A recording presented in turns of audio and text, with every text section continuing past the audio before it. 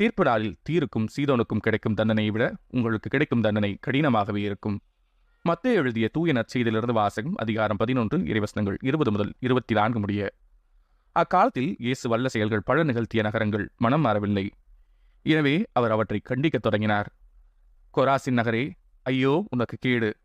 பெத்சாய்தா நகரே, ஐயோ உனக்கு கேடு! ஏனெனில் உங்களிடையே செய்யப்பட்ட வல்ல செயல்கள் தீர் சீதோன் நகரங்களில் செய்யப்பட்டிருந்தால் அங்குள்ள மக்கள் முன்பே சாக்குடை உடுத்தி சாம்பல் பூசி மனம் மாறியிருப்பர். தீர்ப்பு நாளில் தீருக்கும் சீதோனுக்கும் கிடைக்கும் தண்டனையை விட உங்களுக்கு கிடைக்கும் தண்டனை கடினமாகவே இருக்கும் என நான் உங்களுக்கு சொல்கிறேன். கப்பர்நாகுமே, நீ வானளவு உயர்த்தப்படுவாயோ? இல்லை, பாதாளம் வரை தாழ்த்தப்படுவாய். ஏனெனில் உன்னிடம் செய்யப்பட்ட வல்ல செயல்கள் சோதோமில் செய்யப்பட்டிருந்தால் அது இன்று வரை நிலைத்திருக்குமே. தீர்ப்பு நாளில் சோதோமுக்கு கிடைக்கும் தண்டனையை விட உனக்கு கிடைக்கும் தண்டனை கடினமாகவே இருக்கும் என நான் உங்களுக்கு சொல்கிறேன் என்றார். இது ஆண்டவரின் அருள்வாக்கு. கிறிஸ்துவே